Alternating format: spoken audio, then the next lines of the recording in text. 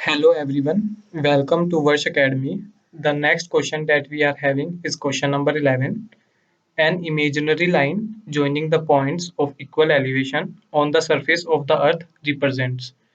तो क्वेश्चन में ये पूछा है कि अर्थ की सरफेस पर जो भी इक्वल एलिवेशन के पॉइंट्स होंगे, यदि उन पॉइंट्स को जोड़ दिया जाए एक लाइन से, तो उस लाइन को क्या बोलेंगे?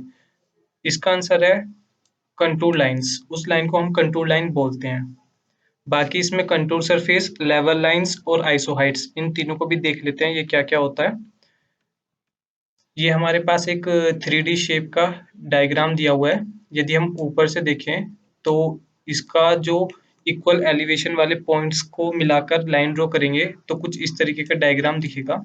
इस कंप्लीट 2D प्लेन को हम बोलते हैं कंटूर सरफेस और जो ये लाइंस हैं इनको हम बोलते हैं कंटूर लाइंस। इस लाइन के हर एक पॉइंट पर जो एलिवेशन होगा वो सेम होगा। सिमिलरली अब जो नेक्स्ट पॉइंट है हमारे पास लेवल लाइन क्या होता है? बेसिकली यदि हम लेवल लाइन के किसी पॉइंट पर एक टेंजेंट ड्रॉ करते हैं, जैसे इसमें टेंजेंट ये ड्रॉ किया हुआ है और इसके परपेंडिकुलर यदि हमें बॉब लाइन मिल जाए या फिर हम बोल सकते हैं वर्टिकल लाइन मिल जाए, इस लाइन को हम लेवल लाइन बोलेंगे। तो हम बोल सकते हैं कि लेवल लाइन के हर एक पॉइंट पर जो टेंजेंट ड्रॉ करते हैं वो प्लम बॉब के लाइन के परपेंडिकुलर होता है। Next one is isoheights. Isoheights are those lines on which each point represent the same rainfall. Basically जैसे इसमें देखो तो 5 इंच का रेनफॉल है, तो ये हमारे पास आइसो हाइट लाइन है, यानी कि इसके हर एक पॉइंट पर हमारे पास 5 इंच का ही रेनफॉल होगा। सिमिलरली ये 4 इंच के लिए हमने आइसो हाइट ड्रॉ किया हुआ है, ऐसे ही 3 के लिए और ऐसे ही 2.6 के लिए। यदि वन बाय वन हम सबकी डेफिनेशन देखें तो कंटूर लाइन की डेफिनेशन ये है। A contour line may be defined as an imaginary line passing through the points having the same elevation. The next one is contour surface. Basically, it represents 3D plane into 2D plane by joining the same points of elevation.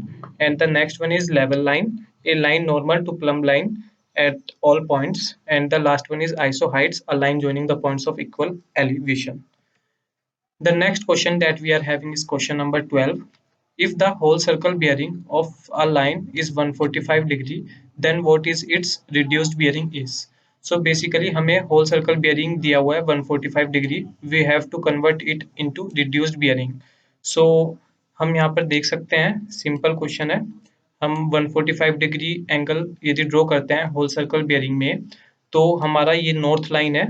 इस north line से ही हम draw करते हैं 145 degree, क्योंकि whole circle bearing में जो फंडा होता है वो ये होता है कि जो नॉर्थ लाइन होगी वो हमारी रेफरेंस लाइन होगी। तो जो भी हम एंगल ड्रॉ करेंगे वो नॉर्थ लाइन से ड्रॉ करते हैं। So we have to remember this point. 145 degree angle draw करेंगे तो ये लगभग यहाँ से यहाँ पर ये हमारे पास एंगल आ जाएगा 145 डिग्री। और अब इसको हमें रिड्यूस बेयरिंग में करना है। रिड्यूस बेयरिंग में बेसिकली फंडा ये है कि जो हमारे पास नॉर्थ साउथ लाइन होती है वो हमारे पास रेफरेंस लाइन होती है।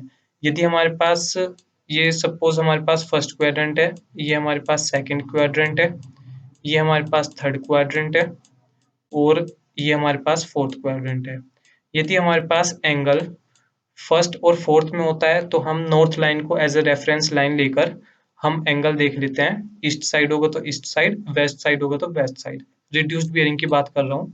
और यदि सेकंड और थर्ड क्वाड्रेंट में एंगल होता है तो हम साउथ की साइड से लेते हैं, साउथ से टुवर्ड्स ईस्ट और साउथ से टुवर्ड्स वेस्ट।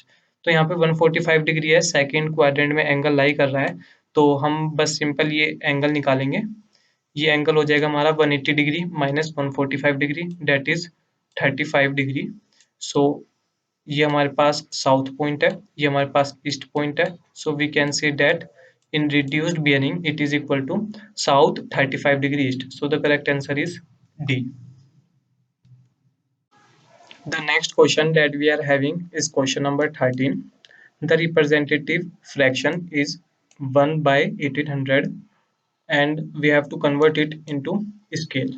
So basically हमारे पास रिप्रेजेंटेटिव फ्रैक्शन दिया है और हमें इसको इंजीनियरिंग स्केल में करना है।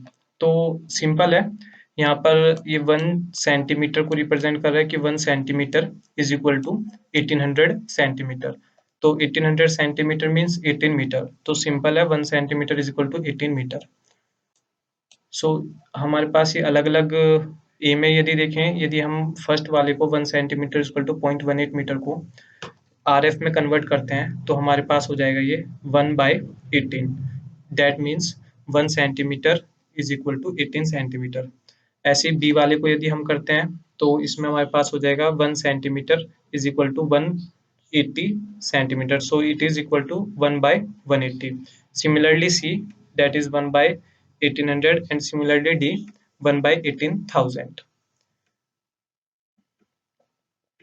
यदि हम देखें कि स्केल को हम कैसे रिप्रेजेंटेशन करते हैं, तो दो तरीके से हम किसी भी स्केल को रिप्रेजेंट कर सकते हैं। The first one is engineers scale and the second one is representative factor. So engineers scale में हम बेसिकली किसी भी स्केल को स्टेटमेंट के थ्रू रिप्रेजेंट करते हैं, और रिप्रेजेंटेटिव फैक्टर में हम एक रेशियो से उसको रिप्रेजेंट करते हैं।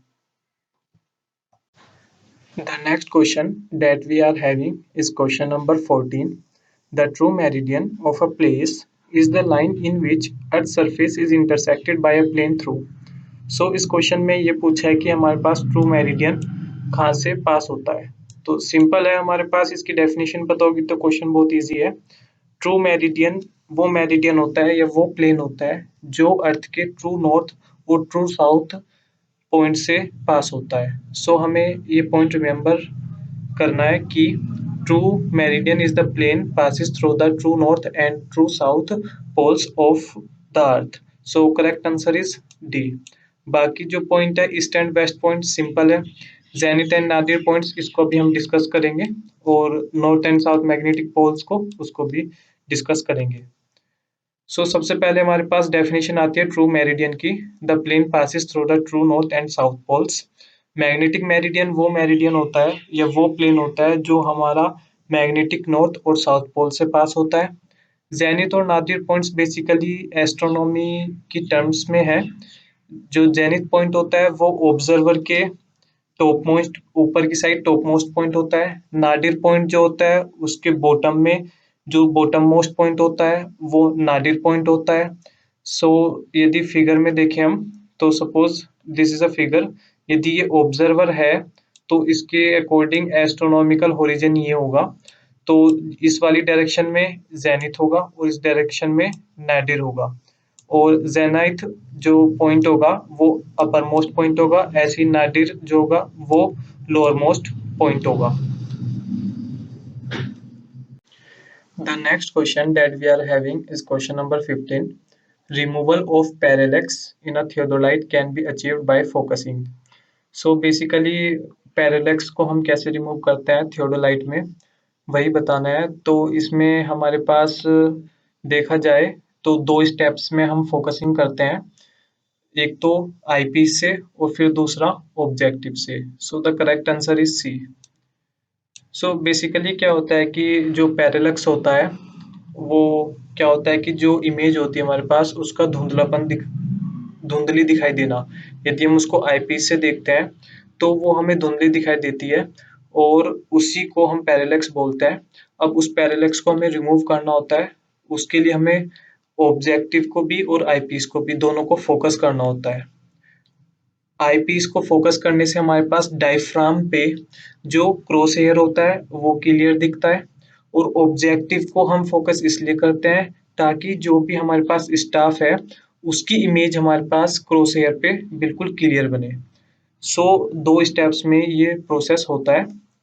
The first step is focusing the eyepiece, ताकि हमें हमारा जो डायफ्राम में क्रॉस हेयर है वो क्लियर दिखाई दे, और दूसरा फोकसिंग द ऑब्जेक्टिव, ताकि जो भी हमारे पास क्रॉस हेयर है उस पर जो इमेज बने ऑब्जेक्ट की वो एकदम क्लियर बने।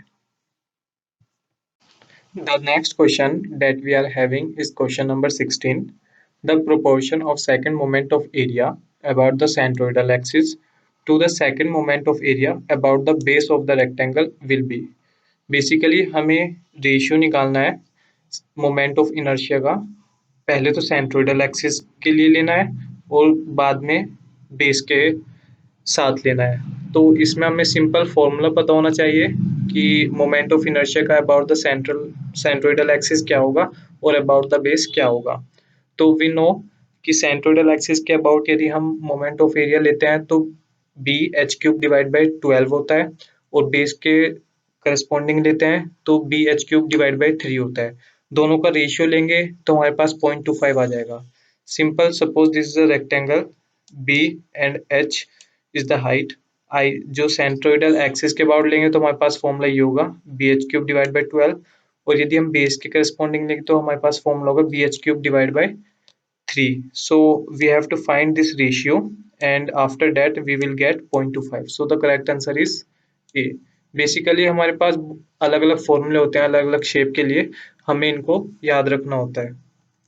The next question that we are having is question number 17. Center of gravity of a thin hollow cone lies on the axis of the symmetry at a height of। हमें बताना है इसमें कि एक होलो कौन है जिसका सेंटर ऑफ ग्रेविटी उसकी एक्सिस ऑफ सिमेट्री पर लाई कर रहा है, उसकी हाइट बेस से कितनी ऊपर होगी। तो हमारे पास इसके बेस पर डायरेक्ट इसको हमें याद रखना है, क्योंकि यदि हम इसको कैलकुलेट करते हैं तो काफ़ी टाइम कंज्यूमिंग है, क्योंकि क्वेश्चन बहुत लेंथी बैठता है। So we have to remember this, the centre of gravity lies 1/3 of the total height above base. ये रिमेंबर रखना है कि बेस के ऊपर हमारा 1/3 है, तो ऊपर से हमारा 2h/3 पर होगा। सो ये हमारे पास एक होलो कौन है, यदि मैं नीचे से जाता हूँ तो हमारे पास ये h/3 पर होगा। So you have to remember this point. The next question that we are having is question number 18. The angle of friction is। So basically what is angle of friction? हमें पता है कि angle of friction क्या होता है। Angle of friction is defined as the angle made between the normal reaction and the resultant force of the normal reaction force and friction।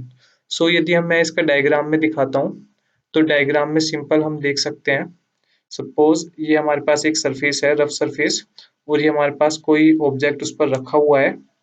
इस object पर जो नॉर्मल फोर्स होगा वो ये नॉर्मल फोर्स होगा, और ये हमारे पास फ्रिक्शन फोर्स होगा, लिमिटिंग फ्रिक्शन फोर्स। सो इन दोनों का रिजल्टेंट हमारे पास आर आ जाता है।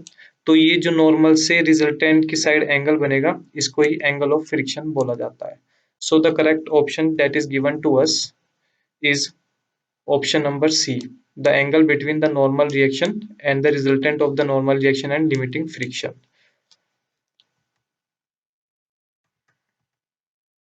The next question that we are having is question number 19. The path traced by a projectile in the sky। तो सिंपल है, कोई भी स्काई में हम जैसे फायर करते हैं तो उसका जो पाथ होता है वो सिंपल पैराबोलिक होता है। यहाँ पर हमारे पास ऑप्शन पैराबोलिक, सर्कुलर, एलिप्टिकल और कैटेनरी, इन चारों की इक्वेशंस देख लेते हैं, शायद हमारे आगे काम आ जाए। तो जो पैराबोला होता है is a curve that is graphically represented by a quadratic equation, and the catenary basically क्या होता है कि इसमें हमारे पास यू शेप का एक कर्व बनता है। जैसे हमारे पास कोई भी ब्रिज होता है उसमें केबल लगे होते हैं, उन केबल्स की वेट की वजह से जो सबसे ऊपर वाला केबल होता है उसका यू शेप बन जाता है, और वो यू शेप कैटेनरी कहलाता है। इनकी यदि हम इक्वेशंस देखें, जो मैथमेटिकल इक्वेशंस हैं, पैराबोला की इक्वेशन ये हमारे पास क्वाड्रेटिक इक्वेशन है। सर्कुलर की ये हमारे पास y minus Y one square plus X minus X one square equal to R square, जहाँ पे x1 y1 सेंटर है और r रेडियस है। एलिप्टिकल में हमारे पास जो रहती है equation X square upon A square plus Y square upon B square equal to 1। Condition होती है कि a should be greater than b। और कैटेनरी की इक्वेशन ये होती है e की पावर ax प्लस e की power minus ax divide by 2a। और हमारे पास जो ये होता है इसमें इतना पार्ट, इसको हम cos HAX भी बोल सकते हैं, जहाँ पर a एक कांस्टेंट है। The next question that we are having is question number 20. Periodic time of a particle moving with simple harmonic motion is the time taken by the particle for। So basically एक particle simple harmonic motion में move कर रहा है और उसका periodic time हमको बताना है। इसमें ऑप्शन में दिया है half oscillation, quarter oscillation and complete oscillation. तो यदि हम इसका डायग्राम देखें तो डायग्राम हमारा कुछ इस तरीके से होता है SHM का, जिसमें हमारे पास यहाँ से लेकर यहाँ तक का जो ऑसिलेशन होता है वो कंप्लीट ऑसिलेशन कहलाता है। So we have to take complete oscillation as a periodic time. So it is given to us here that it is a complete periodic time. So for half oscillation, this is half oscillation. If we take it from this to this ये half oscillation होगा, और यदि यहाँ से यहाँ तक कर लेंगे तो ये क्वार्टर oscillation होगा. सो कंप्लीट oscillation के करस्पॉन्डिंग हमारे पास पीरियोडिक टाइम आता है, जिसके बाद फिर से उसी मोशन में पार्टिकल मूव करने लगता है. If you are new on this channel, please subscribe the channel and